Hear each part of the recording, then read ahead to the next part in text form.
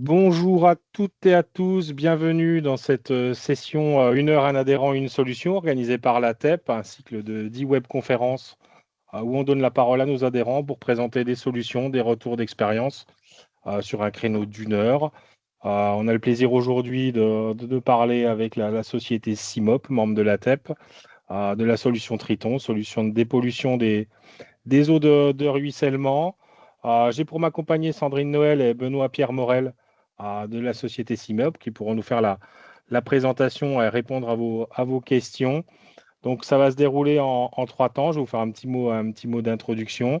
On passera ensuite au temps de présentation et puis ensuite, je réactiverai les caméras et les micros de tout le monde pour qu'on ait un temps d'échange de questions-réponses.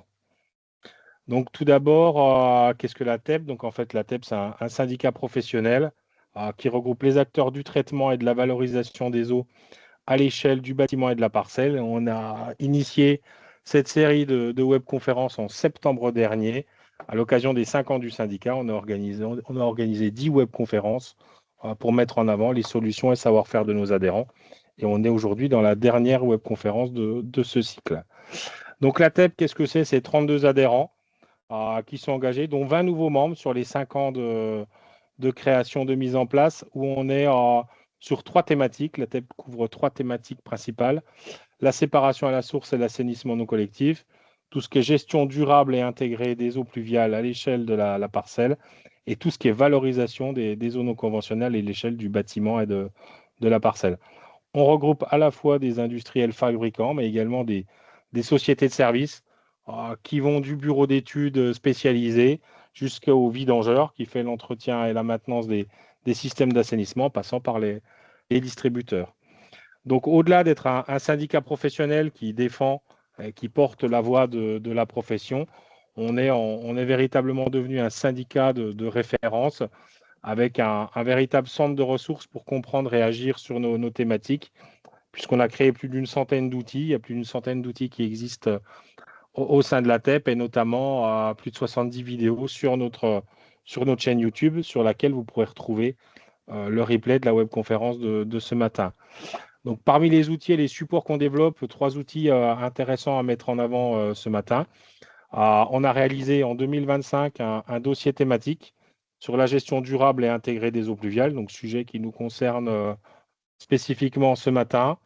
On a fait cette année au printemps 2026, à la suite des élections municipales, un dossier thématique spécifique pour les maires et les présidents d'intercommunalités où on dresse tous les sujets qui concernent la TEP, du stockage, du traitement et de la valorisation des eaux à l'échelle des bâtiments et des parcelles. Et là, en juin, tout récemment, on a sorti un document de référence, un recueil de la fosse septique à la DERU2, un siècle de réglementation de l'assainissement non collectif en France, où on a fait un bilan de 100 ans de réglementation de l'ANC et où on y a inséré notre lecture de la DERU et les propositions qu'on formule pour la transposition de cette réglementation-là.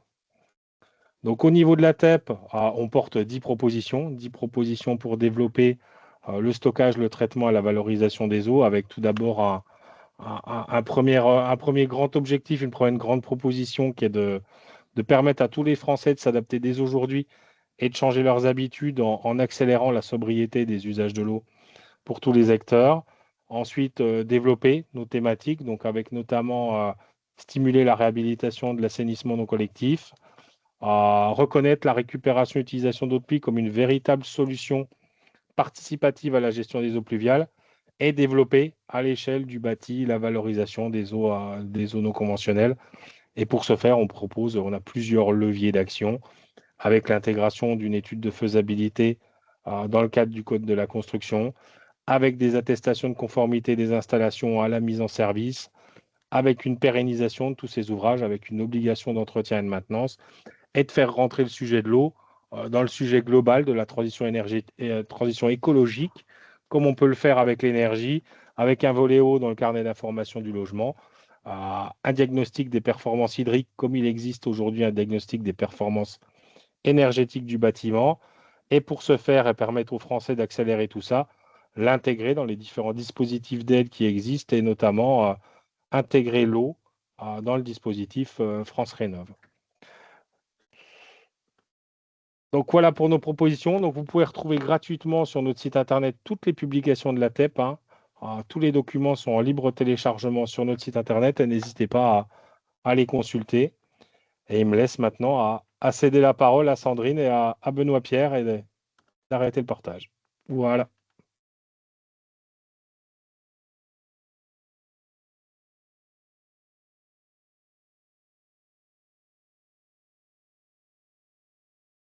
Eh ben, écoutez, bonjour à tous. Merci beaucoup pour ce temps d'échange.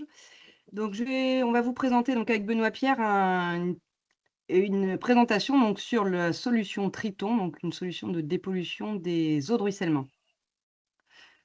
Donc, au niveau du programme, on va faire un petit focus quand même sur la réglementation et ce qui a évolué depuis ces dernières années sur la gestion des eaux pluviales. Prendre un point d'attention donc pour repréciser ce qu'on retrouve donc dans nos eaux pluviales et surtout nos eaux de ruissellement au niveau des pollutions. Un focus donc sur notre solution Triton, les différents domaines d'application et surtout voilà, voir les études de cas et les performances qui en ressortent. Donc, un petit rappel rapide pour ceux qui ne connaissent pas. Donc, la société CIMOP, c'est une entreprise industrielle qui a plus de 50 ans d'existence et d'expertise dans le domaine de l'eau et la protection de l'environnement. On dispose de 5 sites de production qui sont en France, en Espagne, en Slovaquie et aux Caraïbes.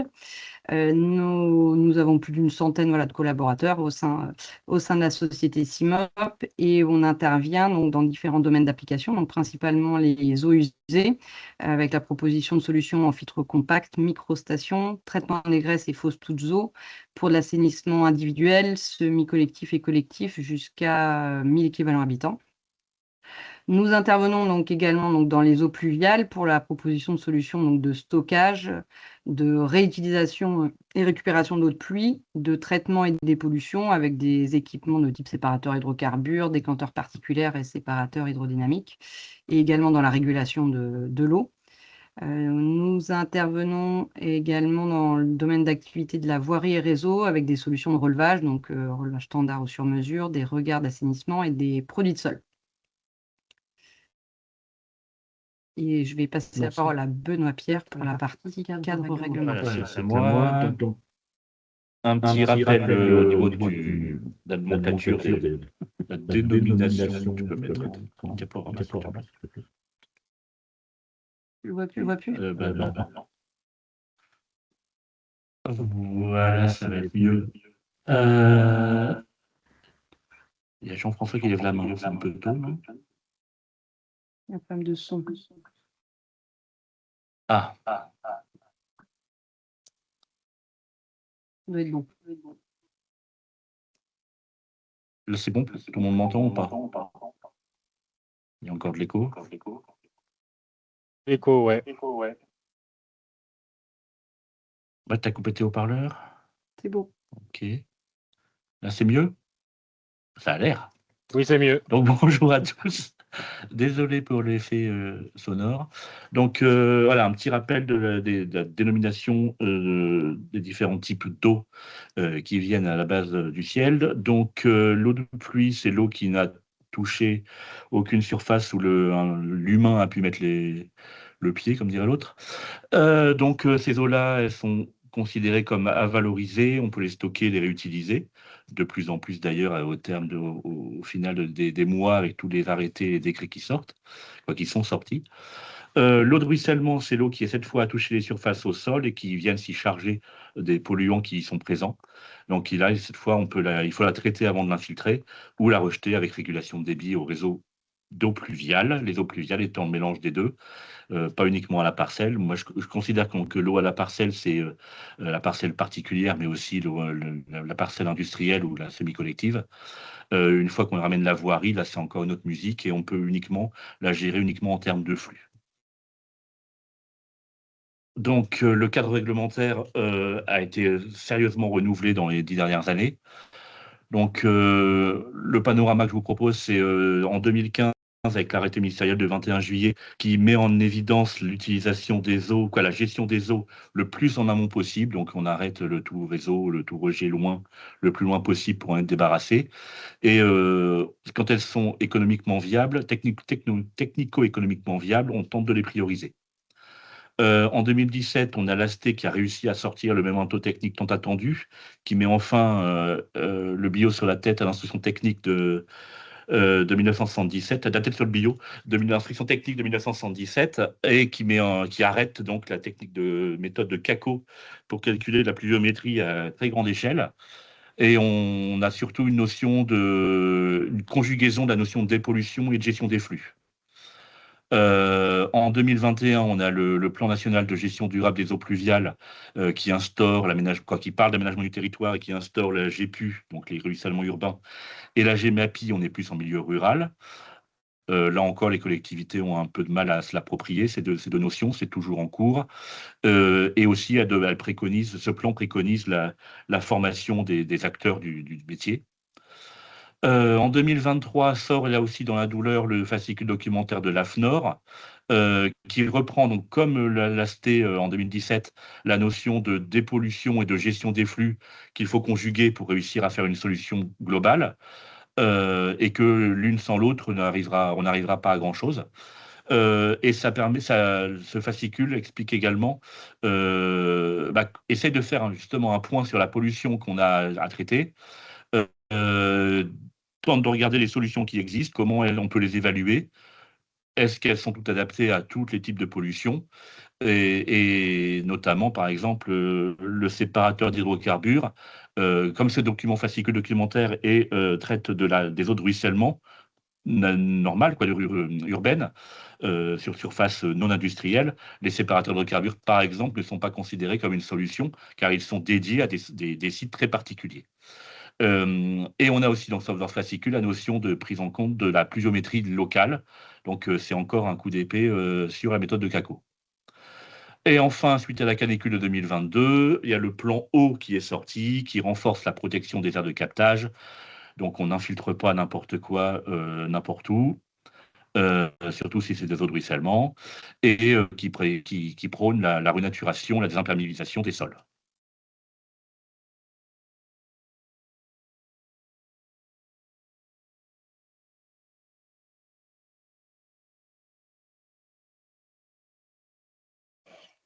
Le micro est coupé, Sandrine.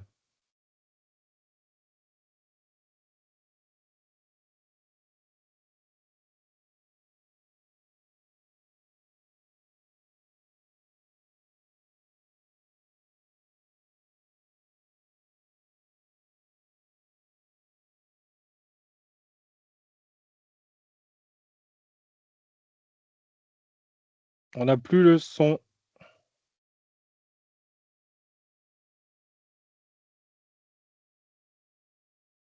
Il est coupé là. Oui. Ok, je suis désolée parce C'est que tout bon. c'est bon. Alors, on y retourne.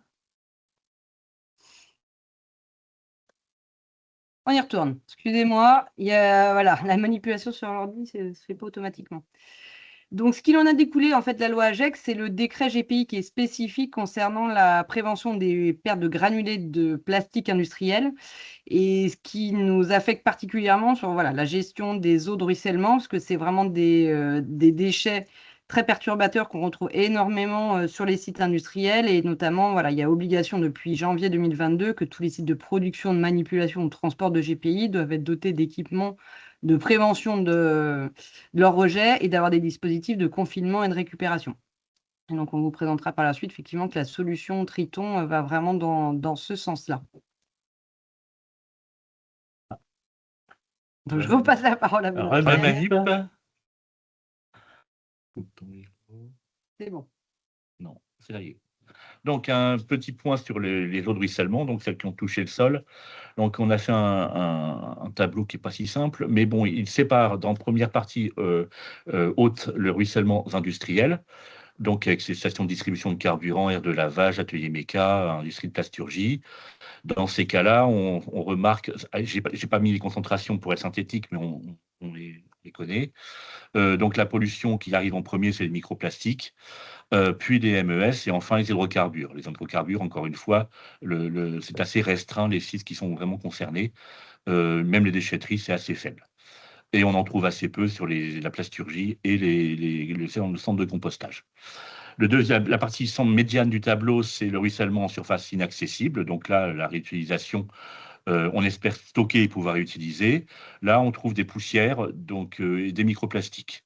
Donc, on est toujours sur la thématique microplastique et matière en suspension, même si la granulométrie est beaucoup plus faible. Et enfin, la partie basse du tableau, c'est le ruissellement sur voirie. Donc, on a séparé voirie parking, zone urbaine, agricole, industrielle et chantier.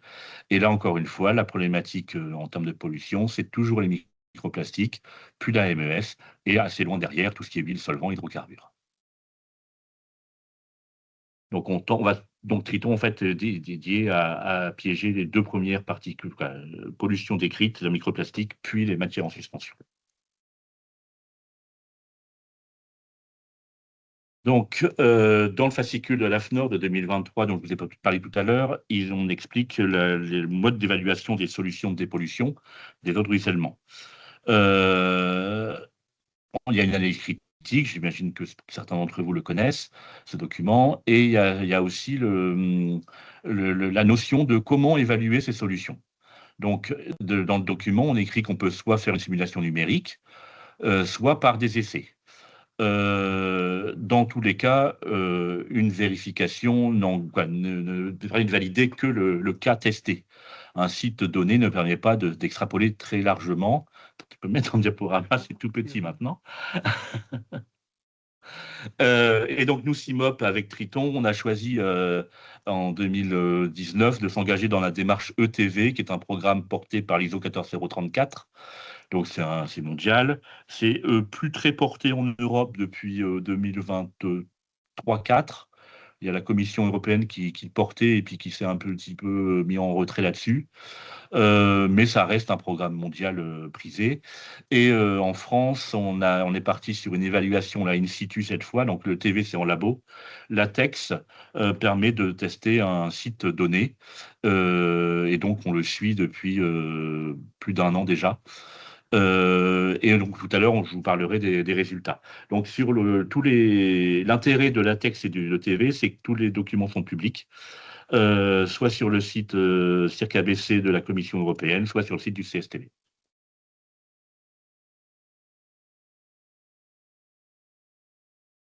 Alors, on va refaire les manips. Vous m'entendez pas là? Si c'est bon. Ça marche? Non, ils m'entendent pas. Je suis obligée. Ton micro est allumé, hein? Oui. Si, c'est tout bon, t'entends. Ah, c'est bon. Ah oui, parce que j'ai cru qu'il fallait refaire la manip. Donc, le Triton, qu'est-ce que c'est? Donc, c'est un équipement qui associe la décantation naturelle et la force centrifuge. En fait, c'est un appareil qui a été conçu, qui est destiné à capter aussi bien les particules solides que capter les flottants et également pouvoir piéger les matières en suspension. Donc, sur la décantation des particules solides, on a la capacité de capter tous les solides qui auront une densité supérieure à 1,5, pouvoir retenir tous les flottants d'une densité inférieure à 0,95. Et également, au niveau des matières en suspension, les essais et donc les expérimentations ont permis d'avoir des résultats et de capter les fractions donc, supérieures à 50 microns. Et on a quand même une efficacité qui a été mesurée jusqu'à 20 microns. Donc, le principe, c'est qu'on est sur une technologie d'hydrocyclone. On a vraiment un flux circulaire concentrique qui va permettre effectivement de séparer ces différentes particules de différentes densités. C'est un appareil qui peut traiter des débits entre 1 et 20 litres seconde. On a deux modèles, donc un modèle 1 litre à 15 litres seconde et un autre jusqu'à 25 litres seconde. Sachant que le 25 litres seconde, sur le débit nominal, on est à 20 litres seconde, mais on peut monter jusqu'à 25 litres seconde en mode dégradé, sans perturber effectivement le fonctionnement et sans surverse. Au niveau des étapes de traitement, donc le principe, c'est qu'on a en arrivée tangentielle et on va orienter toutes les particules lourdes qui vont être dirigées vers le fond de la cuve, et donc on va pouvoir séparer les flottants qui vont remonter donc en surface, et un compartiment de finition pour optimiser le traitement. Donc, le gros avantage, c'est qu'effectivement, on a un appareil qui, au niveau accessibilité, on a la possibilité, donc, via une plateforme technique, d'accéder donc, à la récupération des flottants par le dessus et également la récupération des boues accessible par un tube central. Ce qu'il faut retenir au niveau de cet appareil, en fait, il y a 4 gros avantages principaux. C'est qu'on a sur un équipement qui est extrêmement compact. C'est vrai qu'à l'appareil, donc le plus gros volume donc débit de traitement à 25 litres seconde, on est sur un appareil qui fait un diamètre d'1,60 m pour 2,40 m de haut. Donc, c'est extrêmement compact. Comparé à un décanteur particulier, on est quand même 4 fois plus compact. Donc, ça permet de l'intégrer sur des situations relativement exiguës. Le gros avantage, c'est qu'on est sur un équipement qui est fabriqué en PE, rotomoulé, et qui est extrêmement léger. L'équipement ne fait que 350 kg, donc ce qui facilite la mise en œuvre sur les chantiers avec des engins de levage relativement simplifiés. L'autre gros point et gros élément intéressant sur cet équipement, c'est qu'on est sur une conception où le fil d'eau d'entrée est équivalent au fil d'eau sortie. Donc, on peut vraiment l'intégrer sur du réseau existant. On n'a pas de perturbation de variation hydraulique à prendre en compte pour pouvoir l'intégrer. Voilà, ça me paraissait important de rappeler ces points-là au niveau du fonctionnement et de la conception de cet appareil. Au niveau des domaines d'application, donc c'est quand même un équipement qui peut être intégré dans beaucoup de cas de figure pour la gestion donc, des eaux de ruissellement, donc aussi bien donc, de la voirie du parking, des routes, autoroutes, que sur des zones un petit peu plus spécifiques, donc des zones littorales sensibles avec des rejets en milieu naturel ou zone Natura 2000 ou conchylicole où il y a des besoins de maîtriser au mieux effectivement les eaux de ruissellement et surtout les polluants, et que ce soit microplastiques ou autres. Sur des zones aéroports, zones portuaires, mais également sur ces secteurs industriels un petit peu plus sensibles, donc notamment des casses automobiles, déchetteries, centres de tri et d'autres types d'industries, dont notamment principalement les GPI. Donc, je vais vous présenter maintenant surtout des cas d'application. L'idée, c'est qu'effectivement, on puisse vous présenter les différents cas de figure, dire qu'il y a un panel très très large de cas d'utilisation de nos équipements. Donc là, il s'agit d'un site industriel de plasturgie où le site était équipé donc d'un grand parc industriel avec du stockage de nombreux matériels et l'objectif était effectivement de pouvoir retenir tous les granulés plastiques présents sur le parc qui avait quand même une surface de 9000 m². Et donc, il y a eu 2 tritons qui ont été positionnés en amont en fait, des bassins de rétention, et ce qui permettait de retenir toute la partie particulière, mais également tous les granulés plastiques, et ainsi de mieux maîtriser effectivement leur rétention, leur concentration, et de pouvoir les pomper dans le triton plutôt que d'avoir un curage onéreux des bassins avec un pompage des surnageants et d'éviter effectivement tout rejet dans le milieu naturel. Autre cas d'application, donc c'est sur un site de recyclage de matériaux ferreux et non ferreux. Donc, comme on le voit sur les photos, on est vraiment sur un site complètement ouvert avec du stockage de différents déchets. Et donc, l'objectif, c'était de vraiment pouvoir retenir toutes les eaux de ruissellement, tous les polluants présents à l'intérieur avant un rejet qui se faisait directement en infiltration avec des nœuds d'infiltration dans le milieu naturel. Donc là, il y avait une nécessité de mettre l'appareil en place, notamment pour des conformités de rejet sur la partie éléments métalliques et matières en suspension. Et suite à l'installation du triton, les résultats étaient extrêmement satisfaisants avec des normes de rejet qui étaient totalement respectées sur ces paramètres. Un autre cas, c'était un exemple donc, pour un centre de compostage. Alors, c'est un usage peut-être un petit peu plus détourné de l'utilisation habituelle du triton, parce que là, on est sur des matériaux qui sont assez divers avec des densités extrêmement variables, mais surtout beaucoup de flottants parce qu'on se retrouve dans un milieu de produits de compostage. Mais la problématique, c'est qu'il y avait beaucoup d'eau lors des événements pluvieux ou autres, où les eaux étaient extrêmement chargées en polluants flottants, en matière en suspension, et arrivaient directement dans un bassin enherbé où il était complexe après d'effectuer les curages. Donc le Triton, en fait, il a permis effectivement de concentrer cette pollution et de venir facilement justement récupérer ces flottants et ces boues qui ont pu en fait être revalorisées parce qu'elles ont été mises en big bag, séchées et réintégrées en fait dans le centre de compostage. Alors là, il s'agit d'une casse automobile. Alors, c'était un site qui a été réaménagé où ils ont effectué toute une imperméabilisation du site et ils se sont retrouvés effectivement avec des volumes d'eau de ruissellement très importants parce qu'il y avait une surface à traiter de plus de 18 mètres carrés avec des contraintes d'un site existant et d'une mise en œuvre complexe pour mettre un équipement volumineux compte tenu du manque de place au niveau foncier pour se positionner en amont en fait d'un bassin de rétention existant, mais où aucun traitement a été mis en œuvre ou adapté. Donc, il a été remplacé. Il y avait uniquement un séparateur hydrocarbures, mais qui n'était pas en capacité de pouvoir retenir toutes ces particules fines, ces matières en suspension et également toute la partie éléments métalliques extrêmement présents sur des casses automobiles. Et donc là, l'intérêt, c'était de pouvoir mettre un ouvrage béton en amont et compte tenu des volumes et des débits à traiter, il avait été dimensionné qu'il fallait 3 appareils Triton. Donc, ils ont été mis en parallèle avec un regard de répartition et on a permis effectivement d'avoir un traitement extrêmement performant sur une compacité extrême. Autre cas de figure, donc là on est typiquement dans une industrie recyclage plastique avec une mise en application du décret GPI. Donc la problématique c'est qu'effectivement sur leur site, aussi bien au niveau production que dépotage, stockage, il y avait beaucoup de pertes opérationnelles ou accidentelles de granulés plastiques. Et là, il a été mis en place effectivement 2 tritons. Alors sur ce site, il y en a 3 autres qui vont être installés là prochainement pour pouvoir vraiment traiter in situ au plus près des points ou des zones potentielles de rejet accidentel, de pouvoir capter les polluants et les granulés plastiques. Alors comme on voit sur la photo, ça peut être extrêmement chargé et on concentre énormément les granulés et les polluants, pour éviter effectivement de les retrouver là dans le bassin de rétention et la finalité et la rivière.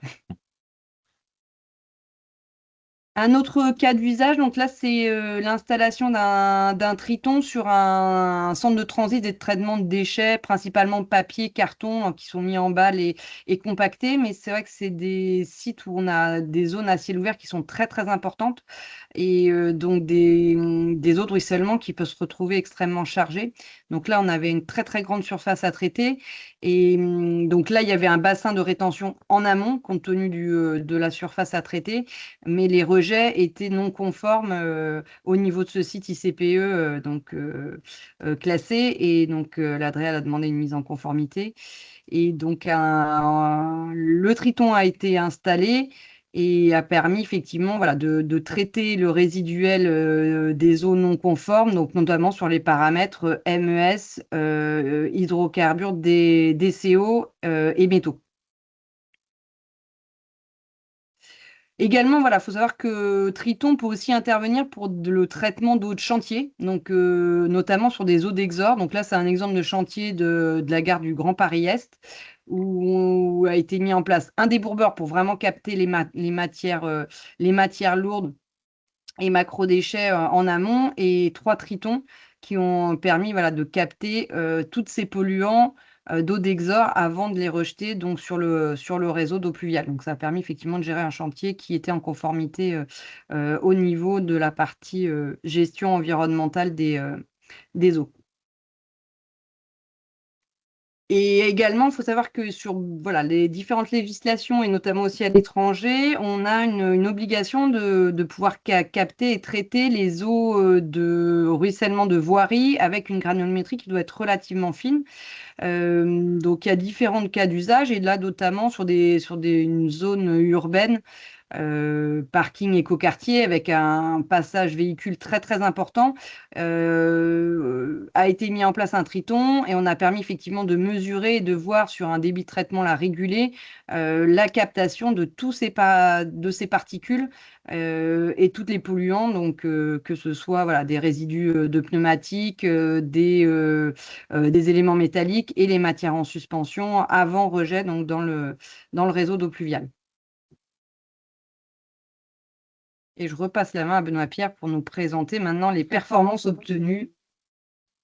Donc, les premières performances qu'on a obtenues, c'était dans le cadre de l'ETV, du programme de vérification de technologie environnementale. Donc c'était en laboratoire. On avait choisi, on était un peu à l'aveugle, donc on avait choisi un sable type Millicil ou l'équivalent chez Sibelco. Donc densité 2,6 et une granulo moyenne de 50 microns. Donc c'était l'appareil était, on dit vraiment sur un laboratoire, donc alimenté à différents débits choisis de 25, 50, 75, 100 et 125% du débit nominal.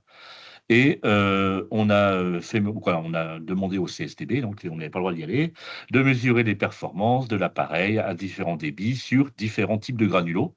Donc en fait, on lui a demandé de filtrer en sortie au-dessus de 50 microns, au-dessus de 63 microns, au-dessus de 75, au-dessus de 100, au-dessus de 150 microns, pour avoir les rendements à chaque fois, pour commencer à pouvoir faire une sorte de matrice de prédiction des rendements à terme. Hors ETV, on lui a demandé aussi de faire les mesures sur les particules de 20 microns et plus, parce qu'on a considéré, plutôt en accord avec les chercheurs, que en dessous de 20 microns, on est plutôt dans un domaine colloïdal avec des comportements qui ne sont pas du tout ceux d'un solide, et que là, les solutions, c'est plutôt la filtration. Il ne faut pas trop s'engager dans la décantation des particules qui tourbillonnent et qui remontent des fois au lieu de descendre. Donc, voilà, on avait des rendements jusqu'à 98%, ce qui est un peu aberrant, sur les particules de 150 microns et plus, c'est un peu énorme.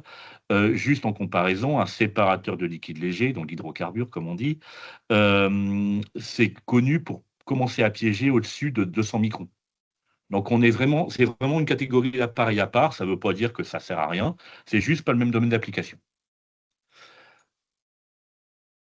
Donc, l'ETV, donc le principe de l'ETV, c'est qu'on fait des revendications. Donc, moi, je les ai faites en 2021 et l'appareil a été testé en 2022. Donc, moi, j'avais choisi de faire 3 revendications. Donc, un sur les performances de décantation des solides, le deuxième à l'écran sur les flottants et le troisième, on verra tout à l'heure. Et donc, en fait, on annonce sur le rendement de flottants, je veux 98% de rendement. Si le CSTB trouve moins que les 98% de rendement, l'ETV n'est pas publié, n'est pas validé. Donc, j'ai tapé assez bas en termes de performance pour être sûr qu'on puisse valider l'ETV, mais j'avais fait énormément d'essais en interne sur une base d'essais en usine.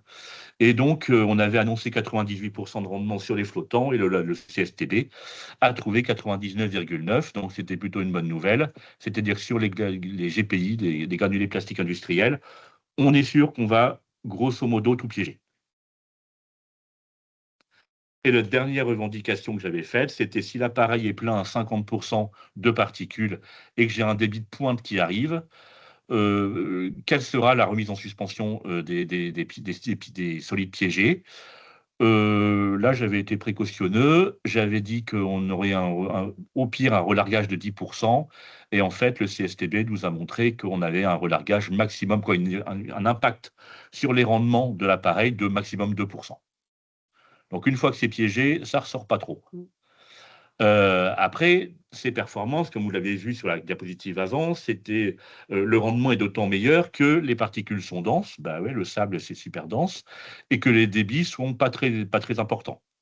Donc, ça nous permet, en fait, avec toutes les données qu'on a reçues sur les chantiers que vous a présentés notamment Sandrine, donc il n'y a pas que, on est encore en cours d'acquisition.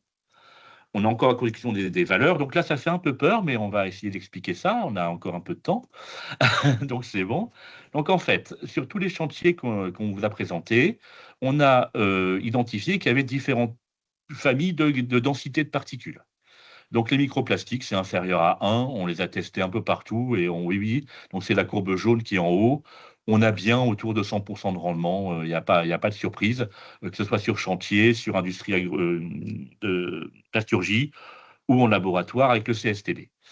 Après, le compostage, donc là, Sandrine vous a dit que c'était un petit peu dévoyer l'usage de Triton, mais pourquoi on a choisi de faire une étude sur le compost? C'est parce que c'est latex qu'on est en train de mener avec le CSTB, ce qui fait que j'ai préféré choisir un site où, grosso modo, on n'avait aucune chance, donc il fallait essayer.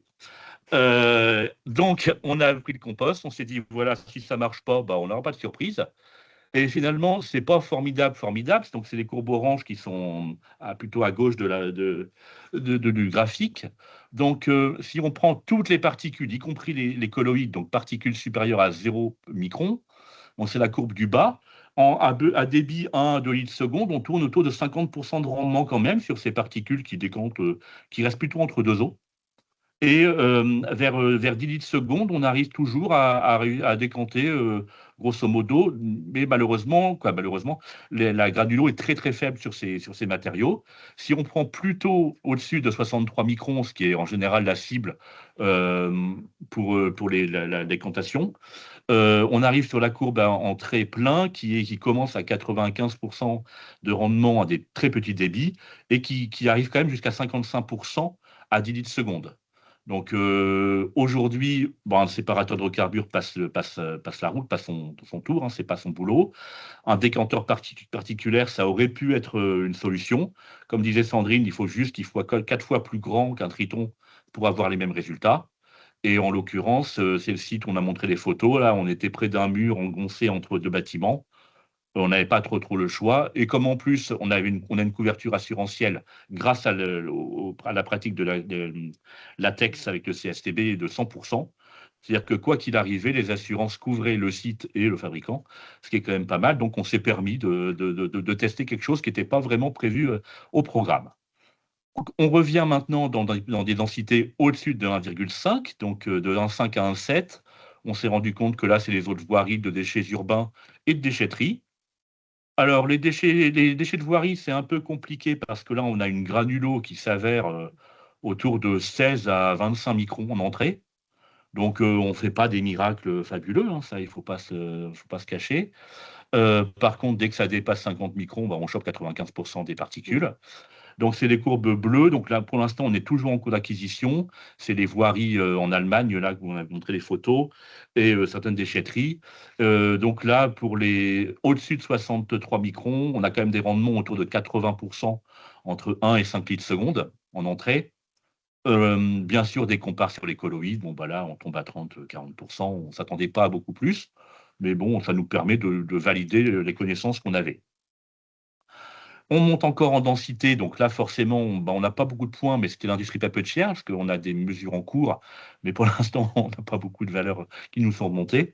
Donc là, l'industrie papetière, les bouts papetières, c'est autour de 1,8 à 2 de densité.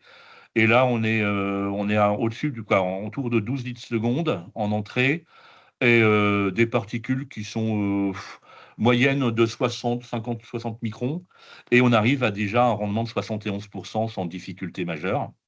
Donc, on peut imaginer que si on régulait en amont, on pourrait monter au-dessus de 80-90% de rendement. Donc, en gros, quand on ne peut pas jouer sur la densité, quand on ne peut pas jouer sur la granulo, on va jouer sur le débit. Et on commence avec là, c'est un nuage de points, c'est un petit peu indigeste, mais avec toutes les données qu'on a en cours d'acquisition, le but, c'est de pouvoir prédire. Il faudra ces 3 infos pour une collectivité, un particulier industriel. S'il nous dit la densité et le débit qu'il a, on pourra lui dire que par rapport à tel granulo, il aura tel rendement, et etc., selon les données qu'il aura, quitte à faire un tamisage des particules qu'il a au fond de son caniveau pour le moment. Quand on monte à 2,6, donc là, on est sur les sables, le limon et l'érosion des sols. Donc là, on est sur les courbes vertes avec des rendements, même à débit de pointe de plus de 40-50%. À 125%, donc 24 litres seconde, la dernière ligne à droite, c'est là où on est en mode dégradé, en fait. C'est-à-dire que l'appareil, il est en surdébit avec une activation de bypass interne. Donc, on arrive quand même à quasiment 45% à débit de pointe, bypass intégré, sur des particules supérieures à 0, donc en incluant les colloïdes. quand on descend le débit jusqu'au débit de pointe, au débit nominal de l'appareil, vous voyez qu'on ne décroche pas des 50% et plus de rendement. Et enfin, là où c'est le plus simple, on aime plutôt bien, c'est tout ce qui est recyclage de métaux et casse auto, avec une densité supérieure à 3. Là, voilà, on est au-dessus de 95% de rendement. On est plutôt content du truc, c'est compact et ça fonctionne bien. Ce qu'on est en train d'analyser au niveau du bureau d'études que je dirige, c'est donc non seulement on a cette matrice de points, mais on voit aussi que plus la densité baisse, plus la pente, quand on augmente le débit, augmente. C'est-à-dire que le rendement baisse d'autant plus que le débit augmente quand la densité est faible. Donc, par contre, quand on est sur des densités de 2,6 à 3, on a assez peu de variation de débit, quel que soit piégeage, quel que soit le débit. En conclusion de ça, donc, qu'est-ce qu'on a comme solution pour le traitement des eaux de ruissellement? Donc, quand on est sur un site de station-service, d'aire de stockage, d'industriel, de zone de passage d'engins, qu'on a l'hydrocarbure, on maintient les séparateurs d'hydrocarbures. On sait qu'il va retenir tout ce qui est liquide léger. S'il y a un peu de parcours, il va même piéger quelques particules qui vont se perdre dans les réseaux. Mais on n'aura jamais un rendement fabuleux sur les particules inférieures à 200 microns. Le problème, c'est qu'on sait que c'est les particules d'inférieures à 60 microns qui se gorgent de tous les micropolluants qui traînent sur ce type de site. Donc, le séparateur est une solution pour les petits parcours de ruissellement, pour les eaux fortement chargées en hydrocarbures. On peut très bien lui associer un triton qui, lui, va traiter tous les types de ruissellement, et donc avec sa cible particules et flottants, y compris granulés plastiques. Donc, si on met sur un parking communal après le marché, s'il y a le triton qui est là, on pourra derrière infiltrer les eaux sans trop de difficultés, sans trop de colmatage de nous. Si tant est qu'il y a un entretien, on est comme en ANC, hein, les eaux pluviales, ça aussi, ça s'entretient. Si on peut rejeter, dans la mesure où il n'y a pas d'eau de lavage particulière de détergent, on peut très bien tout rejeter au réseau pluvial en aval, mais après une infiltration, c'est possible. On peut aussi réguler les eaux et les rejeter au milieu naturel via le réseau. On peut infiltrer, et quand la capacité du sol à infiltration est dépassée, on peut mettre un trop-plein dans une noue et réguler avant rejet. Et on peut très bien également stocker temporairement pour limiter le flux et permettre au sol de tout infiltrer dans le temps.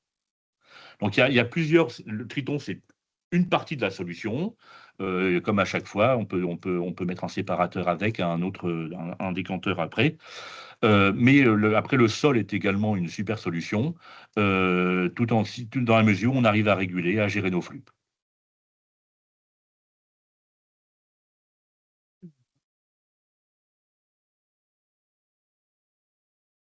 Donc voilà, on a terminé la présentation pour le moment. On peut reprendre les questions.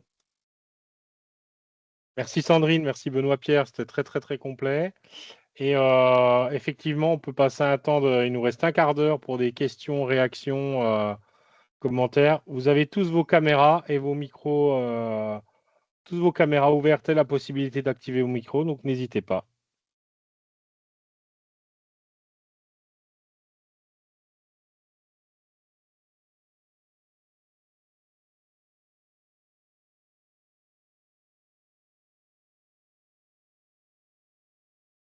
Oui, allez-y, je vois qu'il y a une main levée. Il suffit d'activer son micro.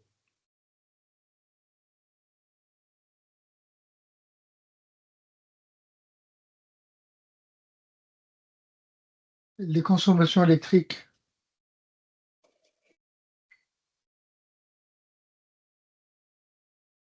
Benoît Pierre, Sandrine, il y a les micros fermés pour les deux. Donc, ouais. Ouais, mais on a eu que la fin qui s'appelait consommation électrique. Ouais. Les consommations électriques. Vous pourriez poser la question, s'il vous plaît? Les consommations électriques, vous n'en parlez pas. Je suppose qu'il y a de l'électricité qui a... J'ai le micro. Ah. Je suppose que Je suppose Allô qu'il y a... Alors, si la question c'était est-ce qu'il y a une consommation électrique sur l'appareil, il n'y en a pas. Parce que l'équipement, effectivement, on est sur une alimentation naturelle et c'est vraiment le flux concentrique de l'eau et la configuration de l'appareil qui fait qu'on sépare les flux et les polluants, mais il n'y a pas, il y a pas d'équipement électromécanique sur l'appareil, à part effectivement de pouvoir intégrer une sonde debout et une sonde flottant qui permet d'alerter l'exploitant quand l'appareil est saturé en boue et flottant et de pouvoir déclencher effectivement un hydrocurage. Ok, Je ne sais pas si c'était merci. exactement ça la question, mais on n'a pas entendu le début. Oui, oui, c'était ça.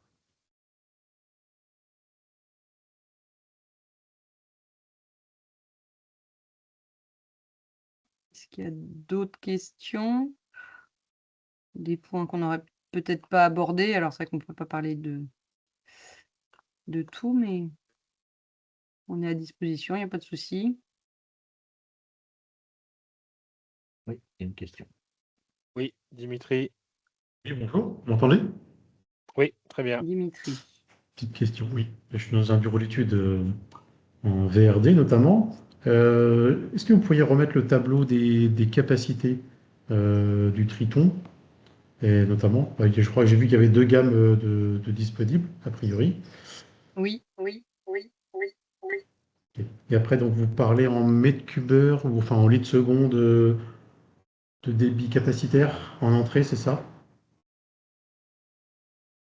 Montez le tableau. Et donc j'aurais voulu savoir quand vous êtes sollicité par les industriels, admettons, ou les collectivités par rapport aux surfaces et puis au débit entrant, on vous donne une donnée d'entrée ou vous préconisez en fonction des surfaces, vous vous déplacez pour faire des petites préconisations en fonction de vos équipements pour être sûr quelque part que votre Triton ne sera pas tout de suite engorgé à la première grosse pluie, ou alors vous mettez tout de suite un trop-plein en amont. Je vois que ça vous fait sourire, donc effectivement, je pose peut-être une bonne question. Voilà, donc est-ce que vous avez un débit limitant en entrée de Triton pour le protéger, quoi? Alors, sur le principe, en fait, de toute façon, le Triton, pour pouvoir le proposer, on fait un dimensionnement, c'est-à-dire qu'on récupère les informations importantes et indispensables du site pour pouvoir dimensionner le débit en fait, qu'il y aura à traiter. Donc, on prend la surface imperméabilisée, le type de surface pris en compte pour déterminer le coefficient d'imperméabilisation, et puis la pluviométrie locale qui est à prendre en compte. Après, ce qui est important, c'est d'avoir la typologie d'activité et, si possible, une analyse de l'effluent qui serait à traiter pour avoir effectivement les gammes justement de concentration en entrée et éventuellement les granulométries. Et ce qui va permettre, nous, effectivement, suivant ces équipements-là, déjà de définir le débit, le débit qui va être nécessaire là, pour traiter, donc le débit de ruissellement, et également pouvoir voilà, valider la capacité de l'équipement à traiter les rendements qu'on va pouvoir obtenir. Si par exemple, c'est effectivement, je prends un exemple où on a été sollicité sur des industries de talc, par exemple, où c'est que de la particule fine, où la granulométrie est inférieure à 20 microns, voilà, on ne pourra pas s'engager sur un rendement à 95%. On sait qu'effectivement, en termes de capacité de traitement, on sera beaucoup plus limité parce qu'on est sur du particulaire très très fin. Donc, mais les éléments indispensables, c'est surface collectée, type d'imperméabilisation et pluviométrie. Le deuxième point pour compléter la réponse, c'est qu'en fait, en effet, nos tritons, on s'arrête à 20 litres secondes en taille nominale. On n'est pas allé plus loin, mais c'est pour l'instant un choix, dans la mesure où en fait la réglementation nous impose de gérer le plus proche possible de la source et de ne pas faire on n'a pas fait le choix d'envoyer les eaux à 3 km en aval de la commune pour aller les traiter. C'est tellement plus simple de les traiter quand l'eau est encore pas trop dénaturée, qu'on préfère gérer des flux pas si importants que ça, quoique 20 litres secondes, c'est quand même pas si faible. Donc, quand un industriel nous appelle, nous demande de l'aider, on va essayer de voir aussi avec lui si on peut pas, s'il a une grande surface à traiter, si on peut pas séparer son réseau pluvial en petits bassins versants pour l'équiper de plusieurs appareils. Donc, comme ça, il y aura moins de chances qu'il se remplisse à la première pluie, c'est parce qu'en effet, s'il récupère tout, bon, là, on va faire un peu une usine à gaz. Donc, on préfère voir s'il y a plusieurs points de rejet, les conserver, pas tout regrouper et séparer les traitements. Ok, c'est clair. Et après, ben, peut-être que j'ai pas vu, mais juste. Est-ce qu'on a répondu à votre question? Oui, vous m'entendez? Oui. L'idée, c'est vraiment. Mon micro doit être ouvert. Bon. Oui, c'est bon, on vous entend. C'est bon? D'accord. Oui, vous avez. Alors, l'idée, c'est vraiment de travailler au plus près à la source de la pollution. C'est vrai que le principe de l'équipement, c'est qu'on est sur un ouvrage extrêmement compact qui peut se positionner sur un réseau existant. Et donc, c'est beaucoup plus facile à mettre en œuvre et de traiter au plus près et en différents points, plutôt qu'effectivement d'avoir un maillage réseau très important, des pentes importantes et reprendre en partie basse. Après, sur des ouvrages existants, bien évidemment, donc l'avantage, c'est que Triton, on peut aussi bien le mettre en amont d'un bassin de rétention ou en aval, bon, suivant les débits à traiter. Ouais. Mais il peut aussi être en aval après un débit régulé. Sur des exemples, on a vu sur vos mises en situation, il y a bien les débourbeurs, des fois en amont, ou des choses comme ça. Tout à fait. Voilà, okay. C'est aussi ce qu'on veut expliquer, c'est que ça reste un équipement qui peut rentrer dans un train de traitement, quoi, dans une filière de traitement et adapté suivant effectivement la pollution présente. C'est vrai que sur des eaux de voirie, on est sur des pollutions qui sont relativement faibles en concentration. L'équipement Triton à lui seul va suffire. Sur des sites où on a vraiment des risques de pollution extrêmement chargés en matière en suspension, matière lourde ou autre, gravier ou autre, effectivement, un débourbeur en amont va être préconisé de façon à capter vraiment le plus gros et justement des particules au-delà de 500 microns, des particules lourdes. Et après, Triton va faire le traitement fin en aval. Ok, c'est clair. J'ai juste une petite question subsidiaire. C'était peut-être au niveau du prix, même si effectivement c'est pas facile, il y a des terrassements, choses comme ça, mais au moins sortie d'usine, voilà, c'est une gamme de prix. Si vous aviez qu'on est. Voilà. Oui. Ben on a deux modèles en fait de Triton, donc un à 15 litres seconde. Là, on est sur un équipement qui est à 4800 € Ok. en prix. Hors taxe, et le plus gros modèle qui a 5 900 € pour le 20 litres secondes. Voilà, donc ça c'est le prix de l'équipement seul. Après, effectivement, il y aura les réhausses à prévoir, éventuellement, suivant la profondeur d'enfouissement, les alarmes, les sondes, et puis le terrassement. Mais bon, l'avantage, c'est qu'effectivement, au niveau terrassement et fouille, l'équipement est compact, donc ça limite les travaux en terrassement et TP. Ok, merci.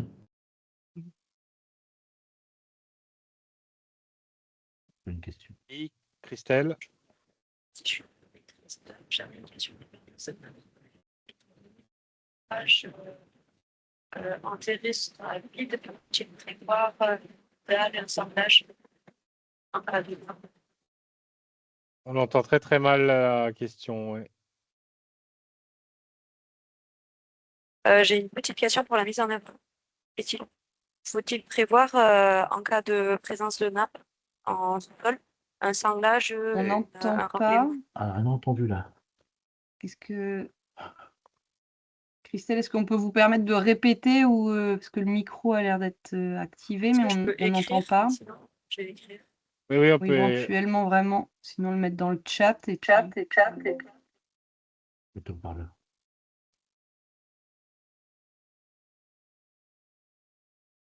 On n'avait juste pas de son. Est-ce que quelqu'un nous entend ou pas là? Oui. Oui. Est-ce que Christelle pourrait reposer sa question? On n'a rien entendu en fait. Elle va vous l'écrire. Elle va vous l'écrire dans le chat. Merci. Merci, Jean-François. On est un peu paumé là. Ouais. Conversation. Est-ce que vous m'entendez mieux là? Là, c'est bon. Oui. Ah, c'est bon. Ah oui, oui. Bon, très bien. Alors moi aussi, je suis en bureau d'études maîtrise d'œuvre. J'avais une question pour la mise en œuvre. Faut-il prévoir pour le remblaiement, en cas de nappe en sous-sol, sanglage, la création d'une dalle béton? Quelles sont les préconisations? Non.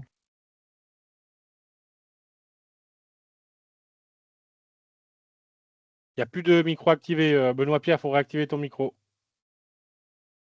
J'ai pas de micro. Voilà, c'est bon, c'est parti. C'est génial. Ingénieur du son, amateur. Hein.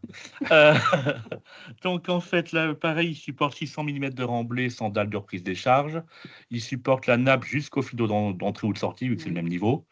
Il est sanglé par le fond, par le bas. En fait, dans les pieds, il y a des pontages traversants. Donc, on peut le sangler sur une dalle béton. Puis bon, il ne faut pas le dire, mais il y en a qui l'utilisent hors sol, mais il ne faut pas le dire.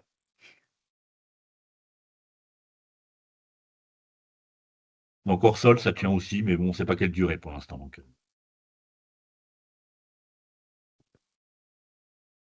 Super, merci beaucoup. Merci. Est-ce qu'il y a une dernière question? Parce qu'on approche tout doucement de l'heure de fin. On peut prendre une dernière question.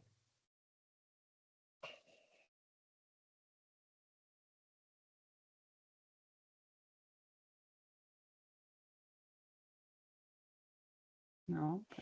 Et ben, s'il n'y a pas de dernière question, il nous reste à... Merci Sandrine, merci Benoît Pierre pour les interventions. Merci pour votre participation, les questions et les réponses. Et il nous reste à vous souhaiter un bon appétit et une bonne fin de journée. Merci beaucoup. Merci beaucoup, merci Jérémy, merci à tous. Merci. Merci beaucoup. Au revoir. Bonne fin de Au journée. revoir. Céline. Merci, au revoir. Merci, au revoir. Au revoir.